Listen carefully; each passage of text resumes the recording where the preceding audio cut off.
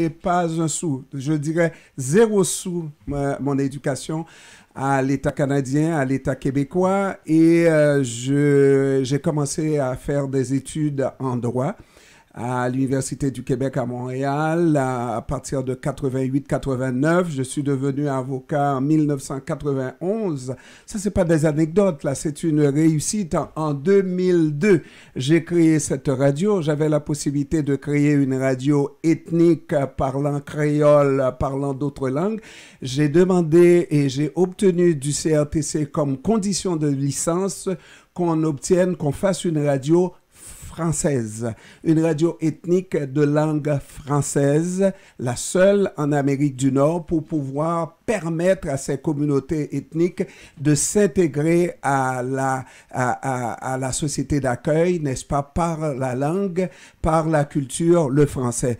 Ça va faire bientôt 20 ans que cette radio existe et j'apprendrai quelque chose que j'ai vécu, que j'ai initié. J'ai envoyé il y a quelques semaines une lettre à M. Boulet, Jean Boulet, ministre de l'Immigration, une lettre pour demander justement que cette radio s'ouvre davantage, que le gouvernement du Québec nous aide à nous ouvrir davantage à d'autres communautés parce que la radio, à l'origine, est dédiée aux Haïtiens, aux Africains, aux Latino-Américains. Maintenant, on veut s'ouvrir à toutes les autres communautés ethniques à pouvoir donc avoir un temps d'antenne à cette radio, mais en s'exprimant toujours dans la langue française à au moins 90% du temps. Question d'aider à l'intégration, à la culture, à la langue française et au moment où on se parle, je n'ai pas de réponse de la part de M. Jean Boulet. J'imagine, étant en campagne électorale, ça se fera un petit peu plus tard. Mais nous faisons des efforts, mon Dieu, pour aider, parce que moi, mes enfants, ma mère parlait à peu près 0,1% de français. Moi, je parle totalement français. Mes enfants qui sont nés ici s'intègrent totalement en français. Ils parlent un peu anglais, c'est normal hein, pour gagner leur vie. Mais quand est-ce qu'on va considérer que ces gens-là, les gens de la deuxième, de la troisième génération, sont des Québécois à part entière, partageant la langue, la culture que nous avons en commun au Québec? Quand est-ce qu'on va arrêter de nous stigmatiser de cette manière-là? Je pense qu'on est mûr pour des états généraux sur l'immigration. On est mûr pour des états généraux sur l'immigration. Et si le gouvernement qui sera élu ne prend pas des dispositions pour faire des états généraux sur l'immigration, pour savoir exactement quel est l'apport de l'immigration à la société québécoise. Alors, Franz Voltaire était présent dans les années 70, qui a vu l'arrivée de ces premiers immigrants haïtiens, qui a vu qu'on est allé les chercher comme professeurs, comme enseignants. Franz Voltaire les a vus participer dans ce on a appelé dans le temps la Révolution tranquille, c'est-à-dire l'installation, la mise sur pied des cégeps, n'est-ce pas? Et si nos dirigeants d'aujourd'hui, qui s'appellent Jean Boulet, qui s'appellent Premier ministre du Québec, ont fait leur cégep, probablement qu'ils ont eu un professeur haïtien, n'est-ce pas? Ou un médecin, ou on a vu des ingénieurs, ou on a vu des infirmières. Les femmes ont un rôle extrêmement important dans cette communauté. Bon, mais au-delà de la communauté haïtienne, parce que il y a eu, juste avant la Covid, la publication par les presses de l'Université Polytechnique d'un livre dirigé par un éminent scientifique haïtien, le professeur Samuel Pierre, qui a fait ce livre auquel j'ai eu à contribuer dans un article sur la culture. Donc, là où c'est le plus évident, parce que, bon, ce sont des écrivains, ce sont des chorégraphes, ce sont des musiciens. Eh bien, qu'est-ce qui s'est passé? Dans ce livre, on signalait, effectivement, et ce livre, il y a eu des textes de M. Parizeau, il y a eu des textes de M. Jean Charest, c'est-à-dire comme introduction. Eh bien, dans ce livre, on abordait la contribution de ces Haïtiens venus au Québec pour participer, je dirais, à cette transformation du Québec. comme tu l'as souligné, c'est-à-dire peu de gens ne connaissent pas, du moins à Montréal, l'apport de cette communauté haïtienne, mais qui s'est étendue aussi à travers tout le Québec, parce que c'est une des rares communautés qu'on retrouve un peu partout. Et je dirais aussi, il ne s'agit pas simplement de la communauté haïtienne, la communauté maghrébine. Et plus récemment, moi je participe avec Latinarte, un organisme qui regroupe des artistes venus de la Caraïbe et de l'Amérique latine. Eh bien, j'ai publié un livre sur ce qu'on a appelé les latino-québécois, c'est-à-dire tous ces milliers d'immigrants qui ne parlaient pas comme les Haïtiens français, mais qui parlaient essentiellement l'espagnol. Eh bien, ces gens se sont mis au français et aujourd'hui, on a des Québécois venus d'Amérique latine qui ont enseigné, qui enseignent encore. Je pense à M. José Del Pozo, historien, écrivain. Donc, il y a plein de gens qui contribuent à ce Québec de demain. Or, en les excluant dans ce récit national, on est en train de les mettre en dehors du Québec et on revient à ce « eux » et « nous ». Je crois que c'est une rhétorique qu'il faut abandonner parce qu'elle est contre-productive d'abord. Et aujourd'hui, il faut peut-être mettre l'accent sur l'enseignement du français, il faut mettre l'accent sur l'attractivité, si j'ose utiliser ce néologisme, pour pousser les immigrants à s'intéresser à la culture québécoise. Mais cette culture québécoise est une culture en devenir. On n'a qu'à regarder tous les sondages sur les jeunes, toutes les études qui font que ces jeunes ne vont plus. Il n'y a plus de référents communs parce qu'effectivement, on a des discours d'exclusion. Et nous comprenons que nous sommes en campagne électorale. Dans 2 jours, c'est le vote. Effectivement, que les partis politiques peuvent trouver leur sujet de prédilection, peuvent faire de la politique, mais je pense que c'est inhumain de faire de la politique au détriment des gens qui représentent une immense richesse pour le Québec.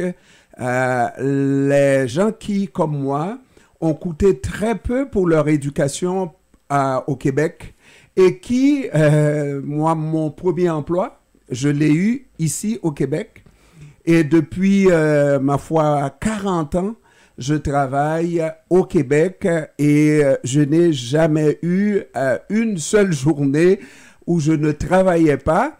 Et la plupart des Québécois venus d'ailleurs sont comme ça. Ils viennent pour travailler et ils travaillent. Alors, je crois que nous allons l'annoncer encore une fois. Si le prochain pouvoir a peur encore de faire des états généraux pour comprendre exactement des états généraux sur l'immigration, la société civile, dont moi-même, dont Franz Voltaire et bien d'autres, n'est-ce pas, des gens dans les entreprises qui ont besoin de plus de main-d'œuvre ici, ces gens-là vont nous aider à faire, parce qu'on n'a pas besoin d'un million pour faire des états généraux. On va faire des états généraux pour savoir exactement quel est l'apport de l'immigration au Québec. Est-ce qu'on a besoin d'immigrants ici au Québec? Si oui, on va prendre les dispositions, on va les faire venir, ces immigrants, on va prendre des dispositions parce que tous les problèmes sont dans la nature, mais toutes les solutions sont aussi dans la nature, de manière à les intégrer à la société d'accueil. Et si on n'a pas besoin d'immigrants, on va fermer, on va faire, comme dirait Madame Bombardier, le mot immigration, ce fameux « i » dont il ne faut pas prononcer le mot au complet. On ne parlera plus d'immigration au Québec. Alors, c'est tout ce qu'on avait à dire, Franz, n'est-ce pas, pour l'instant? Pas vrai? Moi, je viendrai sur 2 points. Quand il y a près de 40 ans, j'ai créé ce centre, le Syndicat, la première activité qu'on a eue à l'Université de Montréal, c'était d'organiser le colloque sur ethnicité, racisme et société. Parce que dès 1984, on a vu poindre cette discussion ou ce débat sur le racisme. C'était l'époque où il y avait même eu des tentatives de créer un Ku Klux Klan au Québec. Plus tard, on a publié un livre d'un chercheur québécois, c'était mon collègue à l'UQAM, André Jacob, sur le racisme au quotidien.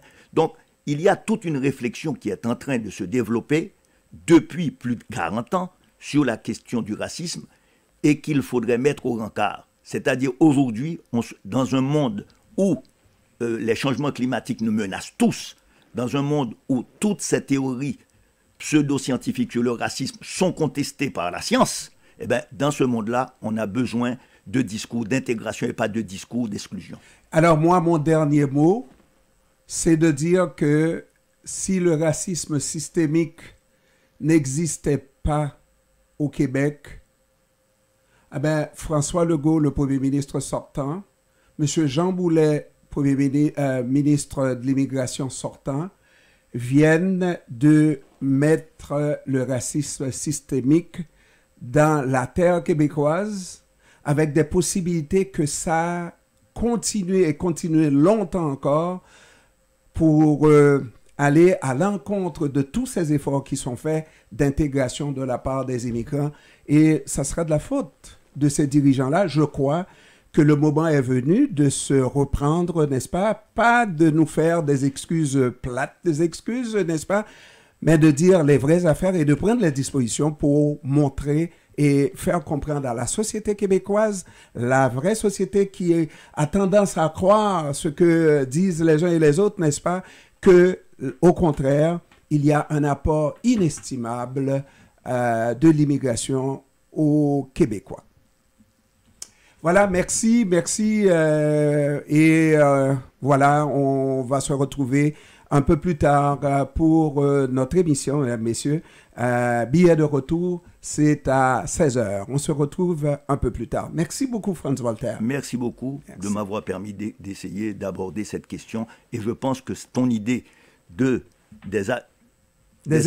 États généraux sur l'immigration est fondamentale.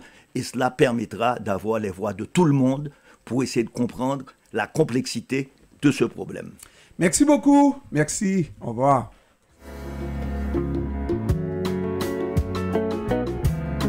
John est branché, un zeste zen. Jeanne prend la vie comme elle l'amène. Le moindre gras, oh, John le boude. Jeanne s'accommode du fast-food. John est d'attaque tôt le matin. Jeanne sait plus tard qu'elle a l'entrain. Vivre seul sur une île, vivre seul, c'est facile.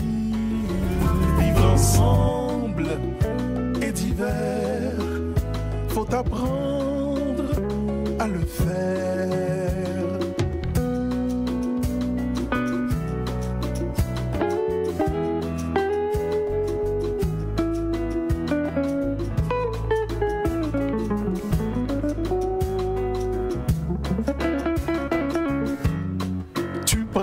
Foi aux politiques, moi je les condamne pour manque d'éthique. Je ne jure que par l'équité. Pour John, tradition est sacrée. Tu vois la terre comme un village. John bouclerait lui tous les passages.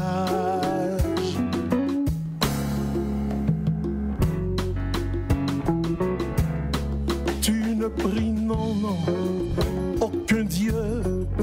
Moi j'ai toujours le genou pieux. Ma foi se love dans mon cœur. Celle de Jeanne s'exhibe telle une fleur.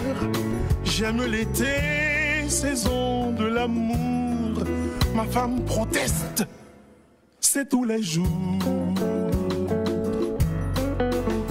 Vivre seul sur une île, vivre seul, c'est facile. Vivre ensemble et d'hiver, faut apprendre à le faire. Vivre seul sur une île, vivre seul, c'est facile. Vivre ensemble et d'hiver, faut apprendre à le faire.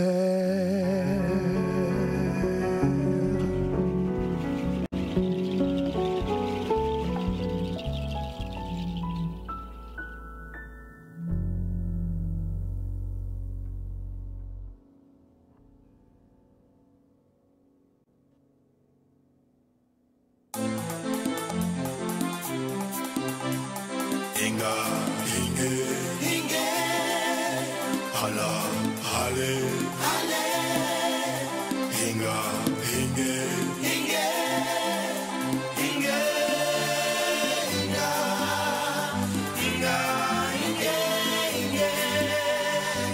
Chez nous on danse sur la chair de nos pieds. Chez nous on prend la vie à contre-pied. Chez nous y a des oiseaux qui volent. Chez nous les hommes sont frivoles. Chez nous on bouge même si on est estropié. Chez nous on rit quand on devrait pleurer. Chez nous on prie pour tous les malheureux.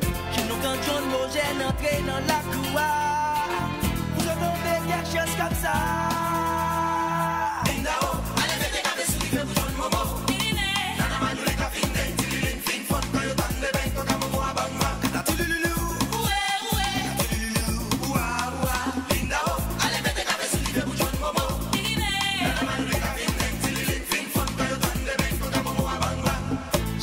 Pas de statue de liberté, mais les belles plages sont juste à côté.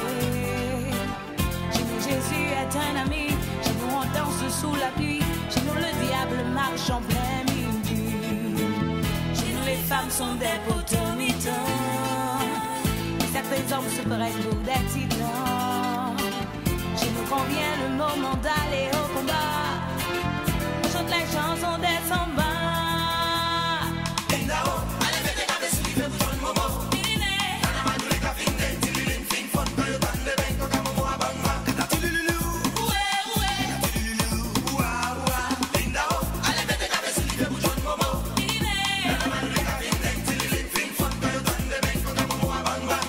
Chez nous un sourire met le feu, et regarde nos femmes sont des armes à feu. On se nourrit de fierté et d'eau fraîche, et on s'en fout de tout le reste. Inga, inge, inge, hala, hale.